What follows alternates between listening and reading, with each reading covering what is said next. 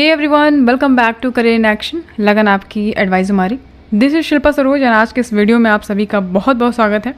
आज जो है ये देख पा रहे हो आप क्लास जो है ये माइनिंग #2 है। इसके पहले हमने #1 देखा था। जिन्होंने भी नहीं देखी है जाइए क्लास देखिए, ठीक है। और ये जो क्लास है ये देख पा रहे हो आप, इसमें हम क्या टॉपिक डिस्कस करेंगे। एनिमल एनटीपीसी की बात कर रहे हैं हम लोग, माइनिंग से द्वारा ओवरमैन, ठीक है। तो टॉपिक देख पा रहे हो आप लेजिस्लेशन और ओपन कास्ट मशीनरी से क्वेश्चन मैं लेके आई हूँ। और आज जो है वीडियो में हम यही डिस्कस करेंगे क्या क्वेश्चन हो सकते हैं, किस तरीके से मैं उससे जुड़ी डिटेल्स आपको बताऊंगी। और आपको भी बहुत बढ़िया लगेगा समझने में कि भाई चलो एक तरीके से बताया जा रहा है तो सिस्टमेटिक तरीके से, तो पढ़ने में भी मज़ा आएगा, ठीक है। और जैसे कि हमेशा मैं बोलती हूँ कि पढ़ो तो ऐसा पढ़ो कि मतलब याद ही हो जाए एकदम, ठीक है। बस उसके आगे कुछ सोचना नहीं है। बाकी आप मुझे इंस्टाग्राम पे फॉलो कर सकते हो और करियर इन एक्शन को फटाफट इंस्टाग्राम पे फॉलो कर लीजिए। फेसबुक पे तो हूँ ही, वहाँ भी फॉलो कर सकते हो आप, ठीक है। चलो तो आगे बढ़ते हैं।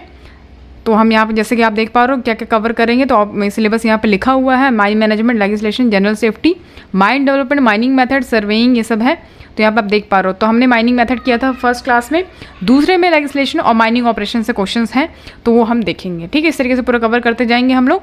और बाकी कोई कन्फ्यूजन होगा तो कमेंट सेक्शन में कमेंट कर सकते हो, बाकी दिए गए नंबर पे व्हाट्सअप कर सकते हो। अगर आपको रिगार्डिंग कुछ कोर्सेस लेनी है या कुछ कोर्स में नहीं समझ में आ रहा है, you can DM us at this number, okay. चलो ओके, सो यहाँ पे आप देख पा रहे हो कि हमने क्या क्या कवर किया है, वो सब हम इसमें हाईलाइट करते जाएंगे तो आपको समझ में आएगा कि भाई क्या क्या टॉपिक हो चुका है, ओके। तो बढ़ते हैं हम आज के क्वेश्चन नंबर पहले पे। क्वेश्चन नंबर 1 क्या कहता है हमारा, चलो देखते हैं फटाफट, ओके। सो क्वेश्चन नंबर आपके सामने है, यहाँ पे देख पा रहे हो। Under regulation 193 of CMR 2017 what must be obtain before storing ammonium nitrate.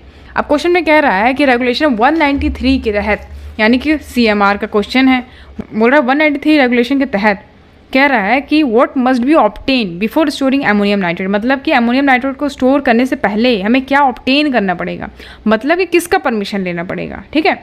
ये क्वेश्चन में कह रहा है, तो इसके लिए तो आपको CMR पता होना चाहिए। CMR नहीं पता तब तो फिर टाटा बाय बाय हो जाएगा, कुछ नहीं हो सकता। इसलिए CMR पढ़ना बहुत ज़रूरी है, इंपॉर्टेंट है, ठीक है। अच्छा, अब यहाँ पे क्वेश्चन ये होता है कि भाई 193 में दिया क्या है, ये तो देख लें हम। रेगुलेशन नंबर 193 में क्या दिया हुआ है देख लेते हैं। इसमें दिया है use of ammonium nitrate fuel oil, ठीक है।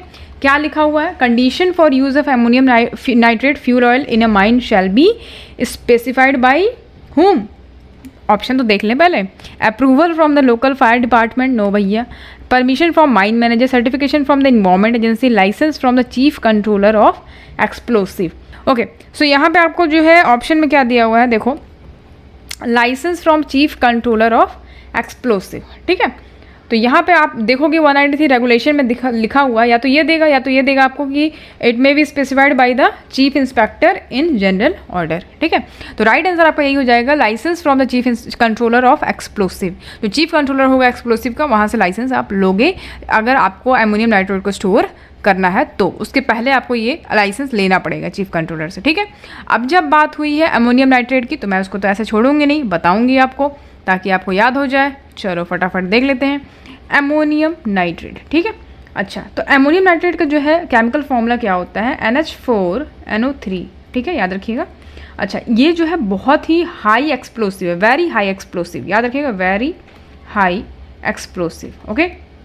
और ये बहुत गुड ऑक्सीडाइजिंग और इसमें कूलिंग एजेंट होता है, याद रखिएगा, कूलिंग एजेंट और गुड ऑक्सीडाइजिंग एजेंट होता है इसमें।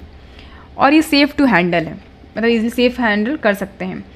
अच्छा, अब हम अमोनियम नाइट्रेट को एज एन एक्सप्लोसिव जब हमें यूज़ करना है तो इसको हम मिक्स करते हैं, किसके साथ मिक्स करते हैं, सेंसिटाइज़र के साथ मिक्स करते हैं। जैसे कि आपका फ्यूल ऑयल हो गया, ठीक है, NG हो गया या फिर TNT हो गया, ठीक है। TNT का फुल फॉर्म क्या होता है, फटाफट कमेंट सेक्शन में बताओ, बहुत बार बता चुकी हूँ, अभी फिर नहीं बताऊँगी। चलो बताओ TNT। तो याद रखिएगा, इसको मिलाते हैं हम जब अमोनियम नाइट्रेट में, तब हम इसको यूज़ करते हैं, तब हम उसको एक्सप्लोसिव के तरीके से यूज़ करते हैं, ठीक है, याद रखिएगा। और थोड़ा सा वाइट मतलब हाइग्रोस्कोपिक सॉल्ट तरीके से ये होता है, बहुत मतलब सॉल्युबल होता है वाटर में, और वाटरी कंडीशन में मतलब इसको वाटर प्रूफ कवरिंग के साथ इसको रखा जाता है, इसको याद रखिएगा आप, इंपॉर्टेंट है, ठीक है। और अगर हम डिटोनेशन में बोले कि इसमें डिटोनेशन की जो क्षमता है, वो जो टेम्परेचर होता है वो बहुत लो होता है, याद रखिएगा इसको, ठीक है। तो ये लेस पावर होता है एज़ कम्पेयर टू NG। अगर हम NG के कंपेरिजन में देखें तो ये जो है कम पावरफुल होता है, ठीक है, चीप होता है, सेफ होता है और हैंडल ईजिली कर सकते हैं इसको। ओके, इतना जानने के लिए ज़रूरी था आपके लिए, इसलिए मैंने आपको इतना बताया है। अब हम बढ़ते हैं आगे क्वेश्चन नंबर 2 पे। क्वेश्चन नंबर 2 कहता है हमारा, what is the primary use of a dipper shovel in mining operation. अब बोलता है प्राइमरी यूज़ क्या है डिपर शॉवल का माइनिंग ऑपरेशन की अगर हम बात करते हैं तो, ठीक है।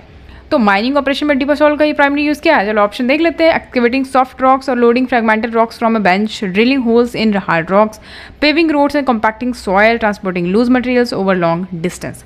देखो ये क्वेश्चन बहुत बार पूछा गया है एग्जाम में, ठीक है, इसको दिमाग में बैठा लो। डिपर शॉवल जो होता है माइनिंग ऑपरेशन, उसको हम बेसिकली जो आपका सॉफ्ट रॉक्स होते हैं ना, या फिर जो फ्रैगमेंटेड रॉक्स होते हैं बेंच से, उसको एक्सकवेट करने के लिए जो है हम डिपर शॉवल का यूज़ करते हैं। जनरली इसी के लिए यूज़ किया जाता है इसको, ठीक है, एक्सकवेटिंग सॉफ्ट रॉक्स और loading fragmented rocks from a bench, ठीक है। तो ये आपका राइट आंसर हो जाएगा। Okay, come to the question number 3। Question number 3 हमारा कहता है, automatic contrivance is tested by whom for overwinding once in every how many days by raising each cage in turn to pass the last control above the topmost landing। मस्त question है भैया, automatic contravenes. अब ये बात यहाँ पे कर रहा है ऑटोमेटिक कंट्रावेंस के, ठीक है। तो ये आपको किस रेगुलेशन में मिलेगा, पहले तो आपको यही क्लियर होना चाहिए। रेगुलेशन नंबर 81 में आपको ये मिल जाएगा मैन वाइंडिंग में, ठीक है, मैन वाइंडिंग में। रेगुलेशन नंबर 80 में क्या दिया हुआ है ये देख लो। ओके, रेगुलेशन नंबर 80 में आपका शाफ्ट फिटिंग दिया है, शाफ्ट फिटिंग दिया है, ठीक है, और रेगुलेशन 81 में मैन वाइंडिंग दिया हुआ, राइट। तो यहाँ पे आपको ऑटोमेटिक कंट्रावेंस के बारे में पूछ रहा है, तो याद रखिएगा यहाँ पे जो ऑटोमेटिक कंट्रावेंस होता है ये किसके द्वारा टेस्ट किया जाता है, इसके बारे में कुछ मैं आपको पहले बता देती हूँ, फिर आप जो है थोड़ा जानो। याद रखिएगा किसी भी शाफ्ट में, ठीक है, एक इफेक्टिव ऑटोमेटिक कंट्रावेंस प्रोवाइड किया जाता है ताकि ओवर स्पीडिंग और ओवर वाइंडिंग को रोका जा सके, ठीक है, जिसको हम ऑटोमेटिक कंट्रावेंस बोलते हैं, ठीक है ना। और ये क्या करता है, ये प्रिवेंट करता है केज को, जो डिसेंडिंग केज यानी कि जो है, ठीक है, उसको प्रिवेंट करता है कि भैया वो जाके पिट बॉटम में लैंड ना कर जाए, ठीक है। और परमानेंट लैंडिंग जो होता है उसका, अदर परमानेंट लैंडिंग जो होता है उसका स्पीड 1.5 मीटर पर सेकंड से ज़्यादा ना हो, और उसको और भी उसका मूवमेंट को कंट्रोल करता है कि इस तरीके से प्रिवेंट करता है कि भाई जो पर्सन राइड कर रहा है उसमें उसको प्रॉब्लम ना हो, ठीक है, उसको दिक्कत ना हो, एक्सीडेंट ना हो।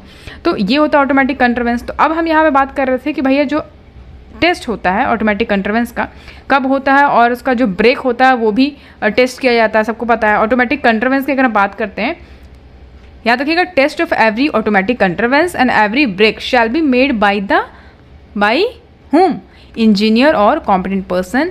याद रखिएगा, इंजीनियर और competent person for overwinding once in every 7 days by raising each cage in turns to pass the last control above the topmost landing, ठीक है। तो ये आपका राइट आंसर हो जाएगा, याद रखिएगा, ठीक है। तो जाके जो है आपको करना क्या है ये याद रखिएगा, ये राइट आंसर आपका हो जाएगा, इंजीनियर और कॉम्पिटेंट पर्सन 7 days।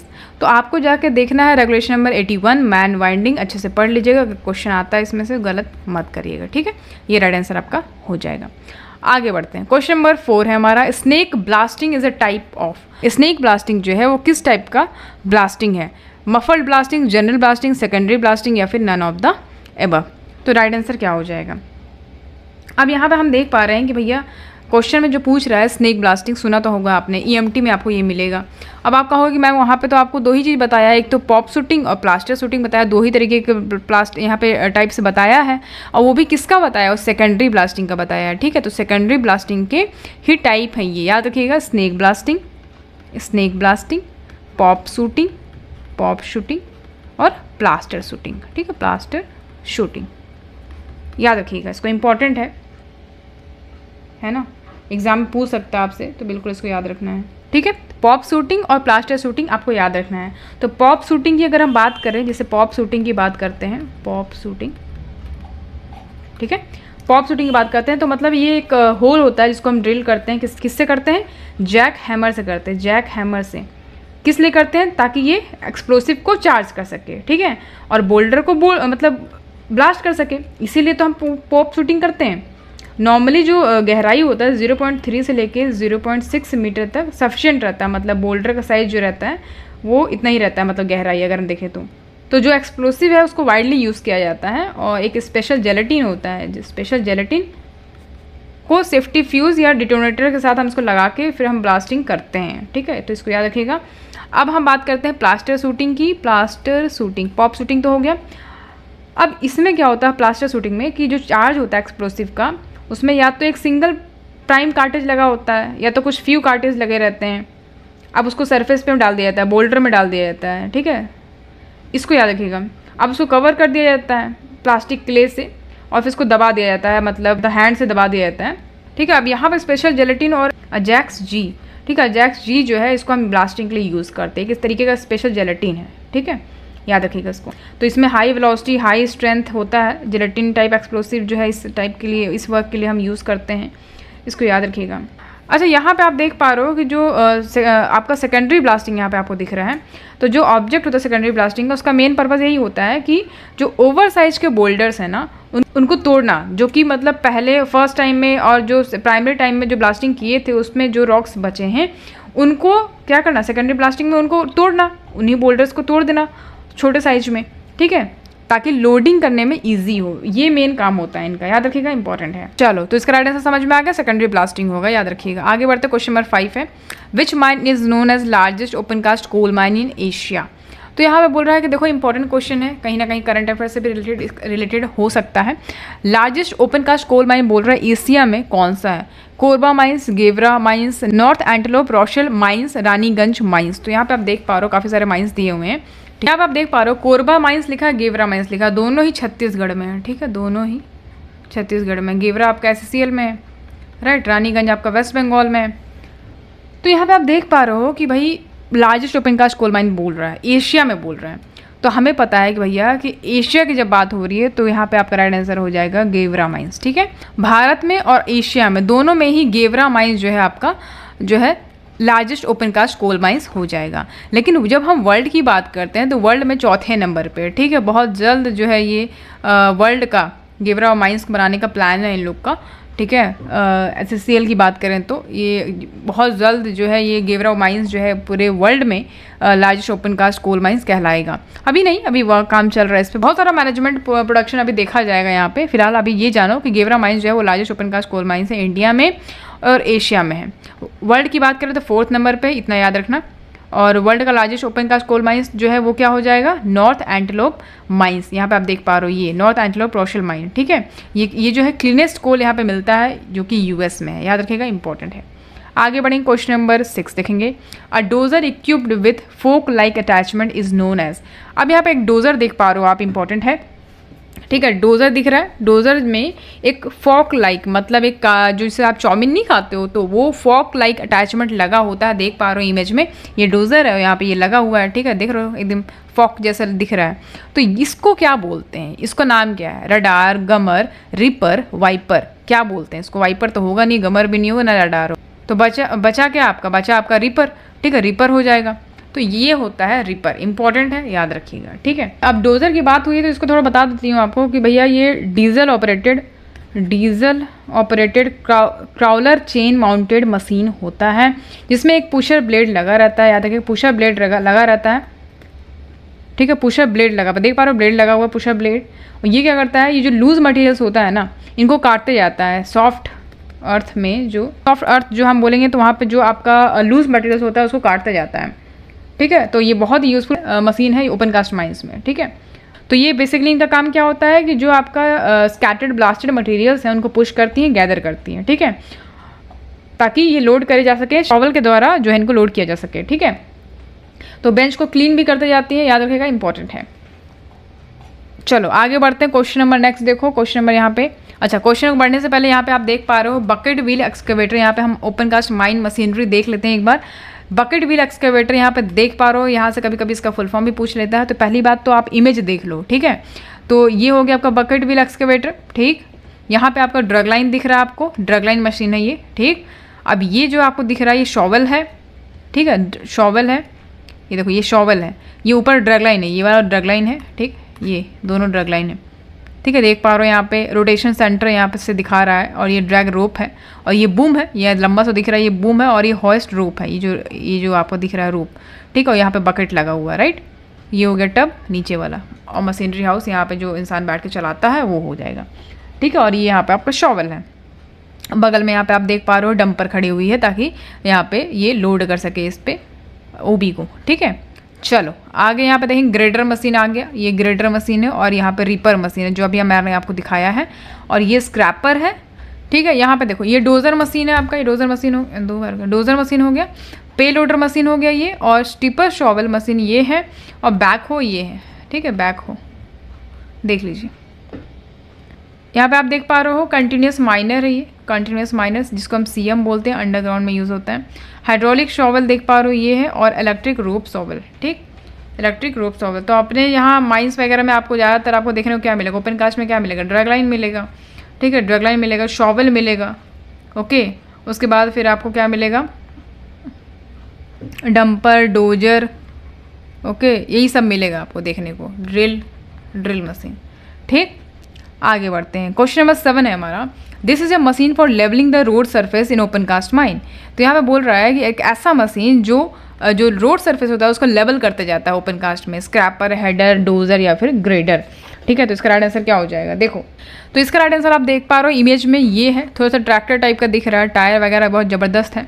तो इसको हम ग्रेडर बोलते हैं। ठीक है, ये क्या करता है, जो हमारा रोड्स होते हैं ना मशीन्स में, माइंस में, वहाँ पे आप देख पा रहे हो उनको जो रोड्स होते हैं उनका लेवल करते जाता है, वो हॉल रोड देखोगे उसको बराबर करते जाता है। ठीक है, और बाकी बड़े बड़े पत्थर ना हो, चट्टान टाइप को, सबको मतलब ग्रेडर जो है उसको क्या कर देता है, बराबर कर देता है, लेवल कर देता है। ठीक है, तो ग्रेडर को हम और क्या बोलते हैं, इसको हम बोलते हैं मोटर ग्रेडर। ठीक है, मोटर ग्रेडर बोलते हैं। ये एक ऐसा मशीन है जो ग्रेडिंग करता है, क्लीनिंग करता है और लेवलिंग करता है। ठीक है, हॉल रोड्स को याद रखिएगा, इंपॉर्टेंट है।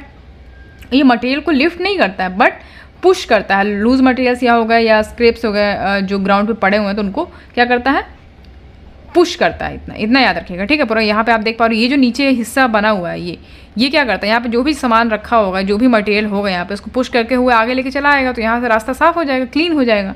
तो ये होता है। ठीक है, और इसमें wheel mounted diesel operated machine लगे होते हैं, व्हील माउंटेड है ये, याद रखिएगा। खतरनाक तरीके से इसमें जो ब्लेड काम करता है इसका। ठीक है, इसमें कटिंग एज एक तरीके से लगा होता है, याद रखिएगा। आगे बढ़ते हैं। नेक्स्ट क्वेश्चन नंबर 8 है, before starting mechanised open cast mine who shall ensure that mine including its method of working dump slope has been plan, owner, agent, both A and B, या फिर ऑनर, एजेंट एंड मैनेजर।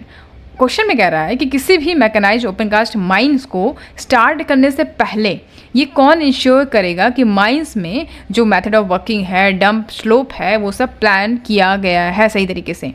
तो भाई यहाँ पे बोल रहा है कि before starting mechanised open cast. तो जब बिफोर बोल दिया मैकेनाइज्ड ओपन कास्ट माइनिंग में, इसका मतलब कि भाई यहाँ पे आप देख पा रहे हो मैनेजर तो होगा नहीं। ठीक है, तो मैनेजर तो होगा नहीं, तो ये तो कट गया। तो बिफोर बोल रहा है, मतलब पहले बोल रहा है मैकेनाइज्ड ओपन कास्ट माइंस में। तो बचा कौन फिर आपका, ऑनर और एजेंट। तो आपका right answer both A and B हो जाएगा। ऑनर और एजेंट जो होता है, ठीक है, वो यहाँ पे इंश्योर करेगा कि वहाँ पे method of working, dump slopes या जो प्लान है वो सब सही तरीके से प्लान किया गया है कि नहीं। ठीक है, याद रखिएगा, इंपॉर्टेंट क्वेश्चन, मस्त क्वेश्चन। आगे अभी देखते जाइए, बहुत ही बढ़िया क्वेश्चन आने वाले हैं और बहुत सही तरीके से मैं बताऊंगी आपको।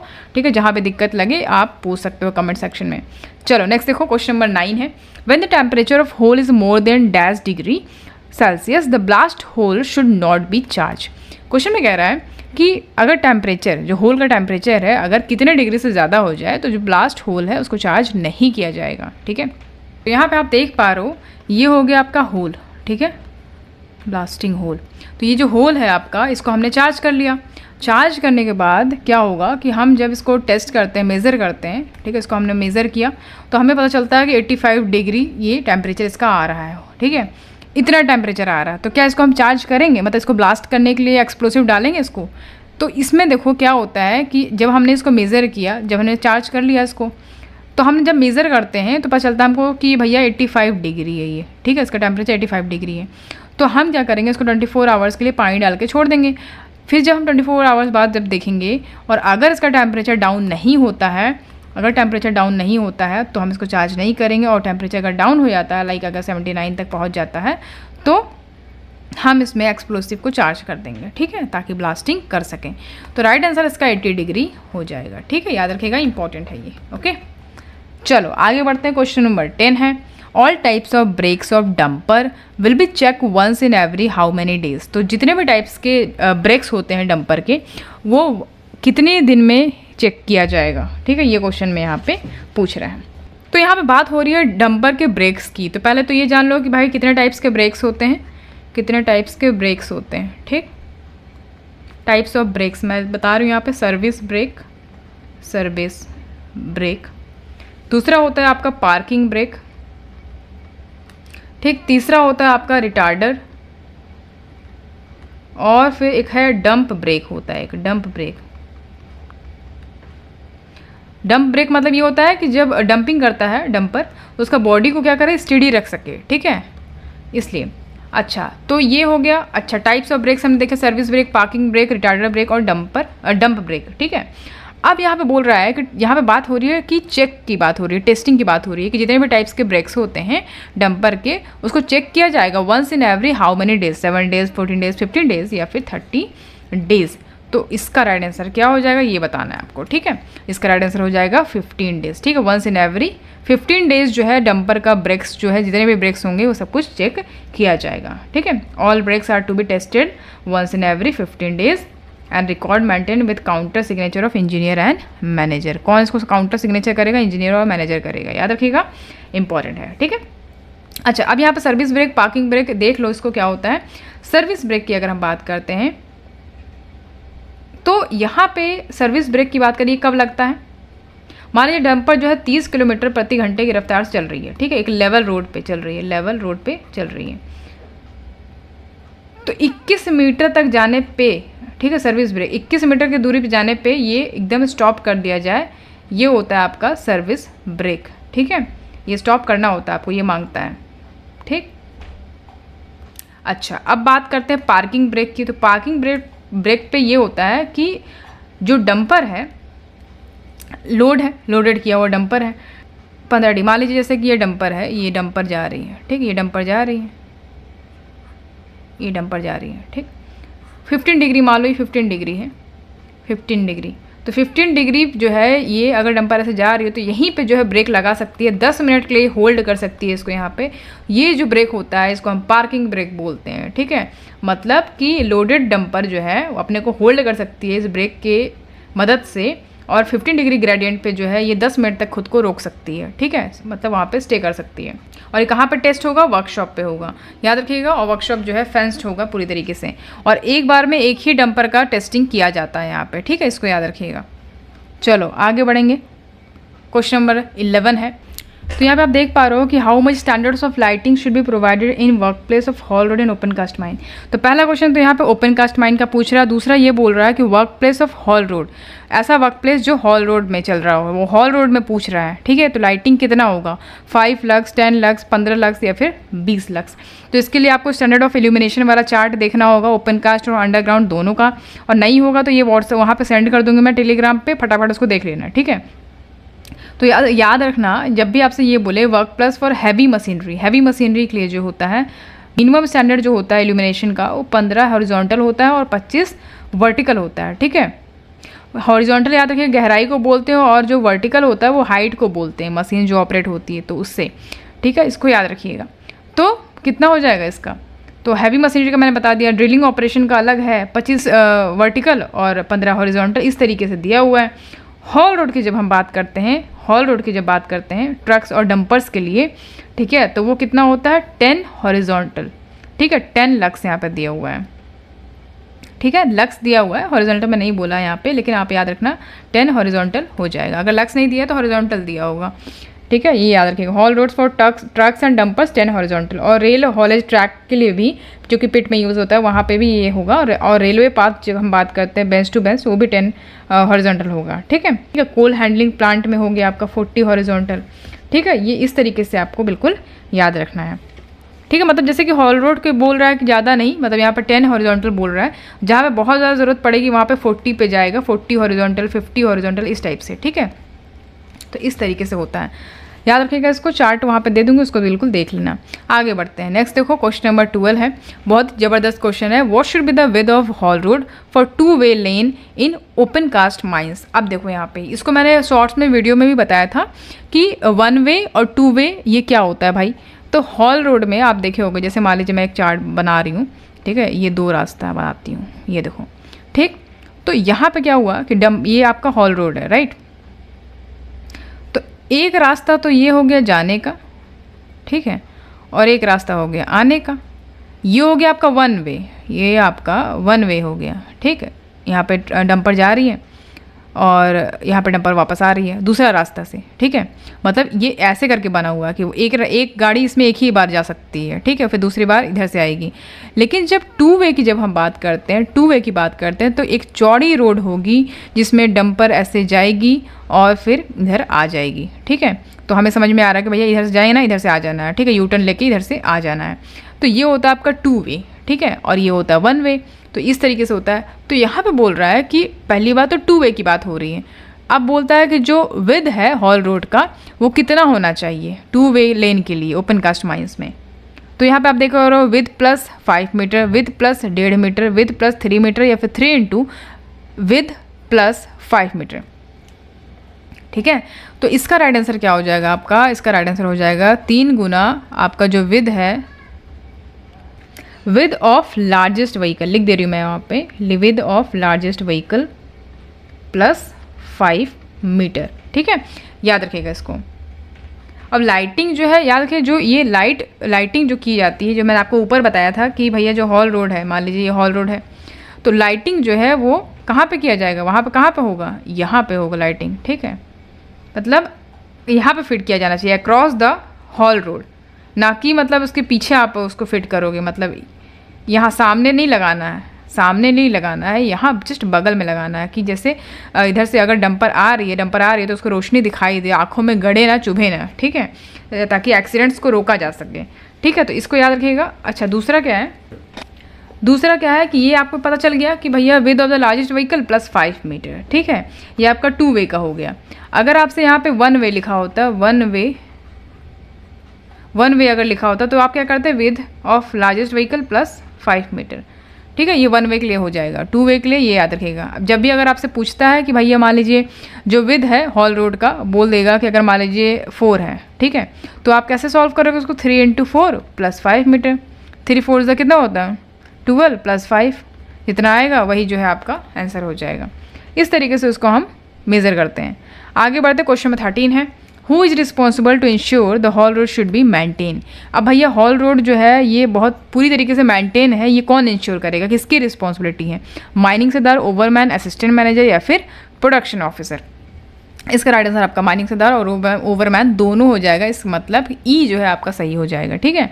माइनिंग सरदार, ओवरमैन दोनों की जिम्मेदारी है ये इंश्योर करना कि भैया हॉल रोड जो है पूरी तरीके से मेंटेन किया गया है कि नहीं, सही तरीके से है कि नहीं, ठीक है, ये याद रखिएगा। क्वेश्चन नंबर 14 है, employment time of womens in open cast mine. अब यहाँ पे ओपन कास्ट बोल रहा है और फिर बोल रहा है कि जो वुमेन्स का टाइमिंग है एम्प्लॉयमेंट का वो कितना है। तो इसका राइट आंसर क्या हो जाएगा? देखो, अब मैं आपको यहाँ पे बता रही हूँ, ध्यान से देखना। यहाँ पे देख पा रहे हो आप कि माइंस एक्ट, यहाँ पे महिलाओं के लिए नियोजन के बारे में माइंस एक्ट में जनवरी 2019 का अमेंडमेंट है यहाँ, ठीक है, अमेंडमेंट किया गया था। तो यहाँ पे क्या लिखा हुआ है इसको हम समझते हैं। यहाँ पे देखो सरफेस पे क्या लिखा, सरफेस पर या ओपन कास्ट भाग में शाम 7 से सुबह 6 बजे के बीच, ठीक है, यानी 7 PM से 6 AM, याद रखिएगा 7 PM से 6 AM, ये ओपन कास्ट माइन और सरफेस की बात हो रही है, किसी भी कार्य के लिए नियोजित कर सकेगा, ठीक है। और यहाँ पे नेक्स्ट आप देख पा रहे हो भूमिगत भाग में, यानी कि आपका अंडरग्राउंड माइन में कह रहा है कि 6 AM से 7 PM वो भी टेक्निकल, सुपरवाइजरी और मैनेजरियल कार्य में नियोजित कर सकेंगे, जिसमें महिलाओं को लगातार उपस्थित की जरूरत नहीं होगी, ठीक है। ये चीज़ें आपको बिल्कुल याद रखनी है कि ओपन कास्ट माइंस में कितना बोल रहा है और इसमें कितना बोल रहा है। और अभी सर्कुलर जब आया था तो उसमें जो है और अपडेट किया गया है कि भाई अभी जो है 24 आवर्स कर दिया गया है, ठीक है, कि 24 आवर्स वर्क कर सकती हैं। हालांकि अभी फॉलो सब इसी को कर रहे हैं, लेकिन क्या अपडेट है वो मैं आपको बता दे रही हूँ। अब यहाँ पे देख पा रहे हो महिलाओं को कम से कम 3 के ग्रुप में नियोजित किया जाएगा, तो कम से कम 3 के ग्रुप में, याद रखिएगा। और नियोजन उसी महिला का होगा जिसने इसके लिए लिखित सहमति दी हो, ठीक है। दूसरा क्या है आपका तीसरा ऑप्शन, देखो occupational health, safety and security संबंधी पर्याप्त सुविधा व सुरक्षा प्रदान की जाएगी, ठीक है। तो इसका राइट आंसर आपका क्या हो जाएगा? इसका राइट आंसर हो जाएगा 7 PM to 6 AM, ठीक है, राइट आंसर ये हो जाएगा। तो ये ध्यान रखिएगा एक बार कि भैया ओपन कास्ट माइंस और सरफेस पार्ट पे कितना 7 PM से 6 AM, और यहाँ पे अंडरग्राउंड माइंस में 6 AM से 7 PM, वो भी टेक्निकल, सुपरवाइजरी, मैनेजमेंट वर्क के लिए, याद रखना सिर्फ इसको, ठीक है। चलो क्वेश्चन में 15 देखो, in which section of mines act 1952 give exception from the section regarding hours employment above and below ground. Question में कह रहा है किस माइंस एक्ट 1952 के किस सेक्शन में एक्सेप्शन प्रोवाइड किया गया है बिलो ग्राउंड और अबव ग्राउंड में काम करने का जो घंटे से रिगार्डिंग एक्सेप्शन दिए गए हैं वो किस सेक्शन में दिया गया, सेक्शन 26, 35, 36 या फिर 38। तो 38 सेक्शन में जो है ये एक्सेप्शन दिया गया regarding hours employment above and below ground. Okay, come to question number 16। Question number 16 कहता है in which section of mines act 1952 annual leave with wages is given. तो भैया ये बहुत बढ़िया क्वेश्चन है, एनुअल लीव विथ वेजेस ये किस सेक्शन में दिया गया है ये बताना है आपको, 30, 51, 52 या फिर 55। तो 52 में दिया हुआ है, ठीक है, ये तो बहुत लोगों को पता होगा, बहुत बार किए भी होंगे सॉल्व। चलो ये सब क्वेश्चन में कुछ बताने रखा है नहीं, बस बिल्कुल एकदम दिमाग में होना चाहिए पहले से, ठीक है। चलो क्वेश्चन नंबर 17 देखो, secondary blasting is the technique of. Secondary blasting जो है ये कैसा टेक्निक है, कंट्रोल ब्लास्टिंग का, री ब्लास्टिंग का, सॉलिड ब्लास्टिंग का, या फिर नन ऑफ द एबव। इसका राइट आंसर क्या हो जाएगा, secondary blasting is the technique of. तो यहाँ पे आप देख पा रहे हो नाम से समझ में आ रहा है सेकेंडरी ब्लास्टिंग, यानी कि पहले कुछ ब्लास्टिंग हो चुकी है उसके बाद सेकेंडरी ये हो रहा है, ठीक है। तो मैंने आपको पहले बताया था कि प्राइमरी ब्लास्टिंग जब होती है तो उसमें क्या होता है कि जो बड़े बड़े पत्थर होते हैं, ठीक है, उसको ब्लास्ट करके जब उनको तोड़ दिया जाता है तो अनफ्रैगमेंटेड, मतलब कि जो टूटे नहीं हैं उन पत्थर को हम सेकेंडरी ब्लास्टिंग से तोड़ते हैं, ठीक है। तो वो हो जाता है आपका री ब्लास्टिंग, ठीक है। तो उसको हम उस टेक्निक को हम बोलते हैं री ब्लास्टिंग, याद रखिएगा, इंपॉर्टेंट है। तो अब देखो यहाँ पर सॉलिड ब्लास्टिंग लिखा हुआ है, राइट। तो यहाँ पे याद रखना कि जब भी कोई डेवलपमेंट गैलरी होता है उसमें कोल को हम क्या करते हैं, ब्लास्ट करते हैं। तो कोल को हम ब्लास्ट मतलब बिना अंडरकट किए कर ही नहीं सकते हैं, पहली बात तो। अब वहाँ पे हमको ज़रूरत होगा P5 एक्सप्लोसिव का, ठीक है। तो उस ब्लास्टिंग को हम बोलते हैं blasting of the solid, short में जिसको हम सॉलिड ब्लास्टिंग बोलते हैं, राइट। तो यहाँ पे P5 एक्सप्लोसिव को हम यूज़ करेंगे, जिसमें हम एक डीले डिटोनेटर का भी यूज़ करते हैं, ठीक है। तो कोल डीले डिटोनेटर जिसको बोलते हैं। अब इस तरीके के ब्लास्टिंग करने के लिए जो है DGMS का अप्रूवल लेना पड़ता है, राइट। और ये सब आप देख लेना ज़रा, रेगुलेशन नंबर 173 से थोड़ा 168 तक इसको आप देख लेना, ब्लास्टिंग डिटोनेटर ये सब कुछ मिल जाएगा आपको इसमें, ठीक है। और इसमें बहुत कुछ है आगे, मतलब जो पैटर्न होता है एक शॉर्ट होल ड्रिल करने का सॉलिड ब्लास्टिंग में, और वहाँ पे आपको वेज कट, फैन कट, है ना, और आपको रिंग ड्रिलिंग सब कुछ मिलेगा। आप वहाँ पे जाकर एक बार चेक करोगे तो देखोगे तो आपको सब कुछ मिलेगा। यहाँ पे इसका राइट आंसर री ब्लास्टिंग हो जाएगा। फिलहाल इतना जानो, अब हम आगे बढ़ते हैं question. For employee engage in HEMM operation driving jobs eye refraction test must be conducted at interval of. HEMM का फुल फॉर्म क्या होता है, हैवी अर्थ मूविंग मशीनरी, ठीक है। तो बोल रहा है कि जो भी एम्प्लॉयज़ हेम ऑपरेशन में इंगेज हैं, मतलब काम कर रहे हैं, लाइक ड्राइविंग जॉब्स कर रहे हैं, ड्राइविंग कर रहे हैं, आई रिफ्रैक्शन टेस्ट जो होता है कंडक्ट किया जाता है एट ए इंटरवल ऑफ, कितने समय के अंतराल पे, 1 साल, 2 साल, 3 साल या फिर 5 साल। तो 1 साल के इंटरवल पे जो है इनका जो टेस्ट होता है वो आई रिफ्रैक्शन टेस्ट जो है इनका किया जाता है, ठीक है। क्योंकि बेसिकली ड्राइविंग जॉब्स में क्या होता है, आपका आँख बहुत ज़्यादा स्ट्रांग होना चाहिए, अगर उसमें कुछ प्रॉब्लम होगा तो एक्सीडेंट होने के चांसेस ज़्यादा हैं। तो इसीलिए जो है टेस्ट यहाँ पे 1 साल के अंतराल पे रखा गया है, ठीक है। तो इसको याद रखिएगा, इंपॉर्टेंट है। आगे बढ़ते हैं। पिछले वीडियो में जो है मैंने ये क्वेश्चन को मतलब एक मिस स्लिप हुआ या क्या बोलूँ कि मेरे दिमाग में कुछ और ही चल रहा था। फिलहाल ये देख लो, इसको मैं करेक्ट करती हूँ यहाँ पे। Which blasting method in underground mine has become obsolete. तो यहाँ पे मतलब कि जो कि अब यूज़ नहीं किया जाता, ऐसा कौन सा ब्लास्टिंग मेथड है अंडरग्राउंड माइन में जिसको अब यूज़ नहीं किया जाता, solid blasting, cut blasting, slice blasting या फिर नन ऑफ द एबव। तो उसमें मैंने आपको सॉलिड ब्लास्टिंग बता दिया था, हालांकि वो मेरे दिमाग में चल रहा था सॉलिड ब्लास्टिंग, इसलिए मैंने बता दिया था। राइट आंसर जो है आपका कट ब्लास्टिंग होगा, ठीक है। कट ब्लास्टिंग को जो है अब यूज़ नहीं किया जाता, ठीक। तो इसको याद रखिएगा। आगे बढ़ते हैं। क्वेश्चन नंबर हमारा 19 है। If the diameter of vehicle is 2 metre then the height of bund should be equal to what.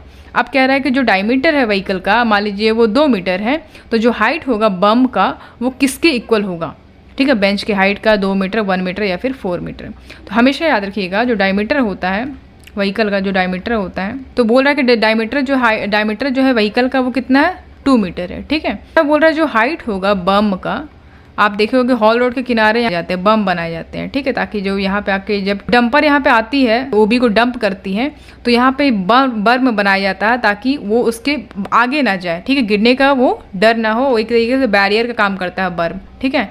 तो वही कह रहा है कि अगर डायमीटर व्हीकल का अगर 2 मीटर है तो जो हाइट है बर्म का वो कितना होगा, तो भैया वो भी 2 मीटर होगा, ठीक है, बराबर होता है, इक्वल होता है, याद रखिएगा, इंपॉर्टेंट है ये, ठीक है। तो याद रखिएगा डायमीटर जो व्हीकल का अगर 2 मीटर है तो हाइट जो है वो भी 2 मीटर होगा वर्म का, ठीक है। मस्त क्वेश्चन है, क्वेश्चन पूछ सकता है आपसे। आते हैं, हमारा लास्ट क्वेश्चन है attendance of person working in open cast is mark in which form. अब देखो ये ज़बरदस्त क्वेश्चन है भैया। यहाँ पे बोल रहा है कि जो अटेंडेंस होता है पर्सन का ओपन कास्ट में जो रजिस्टर होता है, हाँ अटेंडेंस रजिस्टर हो गया यहाँ पे, अटेंडेंस रजिस्टर, ठीक है।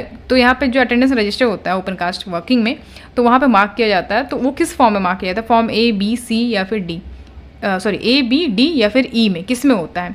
तो जितने भी रजिस्टर होंगे ओपन कास्ट, अंडरग्राउंड, जितने भी रजिस्टर होंगे याद रखिएगा वो फॉर्म D में मेंशन है, ठीक है। फॉर्म D में जो है ये नोट किया जाएगा, याद रखिएगा इसको। बहुत ज़बरदस्त क्वेश्चन, किसी भी तरीके का अटेंडेंस रजिस्टर है तो वो फॉर्म D में ही याद रखना है आपको। ये चेंजेस किए गए हैं, चेंज हुआ है, अभी अपडेट हुआ है, इसलिए आपको बिल्कुल याद रखना है। पुराना डाटा मत याद रखिएगा। अगर पुराना डाटा दिमाग में है तो उसको इरेज करिए और नए से अपडेट हो जाइए, ठीक है। अब यहाँ पे मैं आपको बता रही हूँ कि कैसे आपको याद रखना है। ये माइंस रूल 1955 आप देख पा रहे हो, तो यहाँ पे फॉर्म्स दिए हुए हैं, इनका डिस्क्रिप्शन दिया है। मतलब किसी भी काम को अगर कमेंस करना है उसके लिए नोटिस भेजी जाती है, और या फिर एंड करना है तो वो फॉर्म A में मेंशन है। Detail of person employed in mine, कितने पर्सन एम्प्लॉयड है माइंस में, वो भी फॉर्म A में है। अब यहाँ पे आप देख पाओ register of overtime wages, तो ओवर टाइम वेजेस की अगर जो रजिस्टर होती है उसमें below ground, above ground, open cast, ठीक है, ये तीनों की जब रजिस्टर होती है ये फॉर्म D में जो है क्या होता है, रखा जाता है। तो यहाँ पे आप देख पाओ register of a person employed below ground. ऊपर क्या क्वेश्चन पूछा था? Attendance of person working in open cast, ठीक है। तो यहाँ पे आप देख पा रहे हो अटेंडेंस रजिस्टर बोल रहे हैं, ठीक। तो इसके लिए फॉर्म D होगा, तो इसलिए मैं आपको बता रही थी, ध्यान से इसको देखते जाना। कंपल्सरी डे ऑफ रेस्ट यहाँ पे फॉर्म E दिया हुआ है, ये सब शेड्यूल 1 में आ रहे हैं, ठीक है। Return of reportable accident, minor accident, form J से जलना, K से कटना। जलना मतलब रिपोर्टेबल एक्सीडेंट हो जाएगा, माइनर एक्सीडेंट मतलब लाइक कट गया है थोड़ा सा, ठीक है। तो फॉर्म K से मैंने आपको बताया था, इसको याद रखना। तो इस तरीके से आप इसको देख सकते हो, सारा इसको देख लेना, बहुत 2-3 बार लिखोगे तो बिल्कुल दिमाग में फिट हो जाएगा, ठीक। अब यहाँ पे शेड्यूल देख पा रहे हो, शेड्यूल 2 है, शेड्यूल 3 है, शेड्यूल 4, 5 और यहाँ पे 6 है। शेड्यूल ऊपर 1 हमने देख लिया था। शेड्यूल 2 में equipments of first aid room दिया हुआ है। शेड्यूल 3 में equipment of first aid station दिया हुआ है। शेड्यूल 2 में फर्स्ट एड रूम है, रूम पहले होगा, स्टेशन बाद में होगा। यहाँ पे इक्विपमेंट्स रखे जाते हैं फर्स्ट एड रूम में, इक्विपमेंट रखे जाते हैं फर्स्ट एड स्टेशन में, जो कि शेड्यूल 3 में बताया गया है। शेड्यूल 4 में क्या दिया? Exemption from hours and limitation of employment, जो कि मैंने आपको ऊपर अभी बताया था। एग्जाम्पशन दिया गया है hours and limitation of employment, ये माइंस एक्ट में भी सेक्शन में दिया हुआ था। और यहाँ पे अगर आपसे शेड्यूल पूछता है तो शेड्यूल 4 आपको लगाना है, ठीक है। Abstract of the act schedule 5 में है और ऑब्जर्वेंस ऑफ लोकल टाइम ये 6 में है, ठीक। इतना क्लियर हुआ। अब यहाँ पे देख पा रहे हो CMR के अगर हम फॉर्म्स की बात करते हैं जो कि स्पेसिफाई किया जाता है CIM के द्वारा, तो यहाँ पे आप देख पा रहे हो रेगुलेशन 3 में क्या दिया हुआ है। फॉर्म 1A है नोटिस ऑफ ओपनिंग, किसी भी तरीके का नोटिस अगर ओपनिंग करना है माइंस का तो फॉर्म 1A में भेजा जाएगा, ठीक है। रेगुलेशन 3 में दिया हुआ है CMR का, देख सकते हो।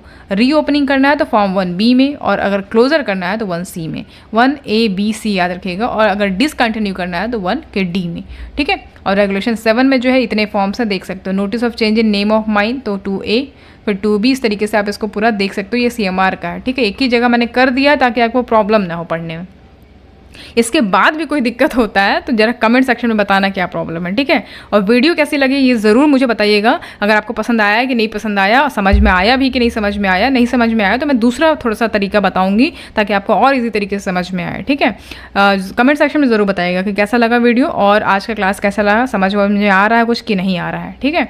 और ये हमारा ऐप है, यहाँ से ऐप डाउनलोड कर सकते हो ताकि आप फर्दर कोई कोर्स परचेस करना चाहो तो आप वहाँ से कर सकते हो। और टेलीग्राम तो ज्वाइन करने के लिए मैं बोलूँगी नहीं फिर से, क्योंकि भाई वहाँ पे ऑलरेडी आप लोग हो। जो नहीं है तो वो ज्वाइन कर सकते हैं। मंडे टू फ्राइडे वहाँ पे डेली क्विज होती है माइनिंग और नॉन टेक का, तो आप आराम से ज्वाइन कर लो। कि हमारा पेड ग्रुप भी है, if you want then you can join the paid group, okay. चलो तो आज के लिए इतना ही, बाकी मिलते हैं आपसे इसी तरीके से इंटरेस्टिंग वीडियो के साथ। See you at the next video. Thank you so much for watching.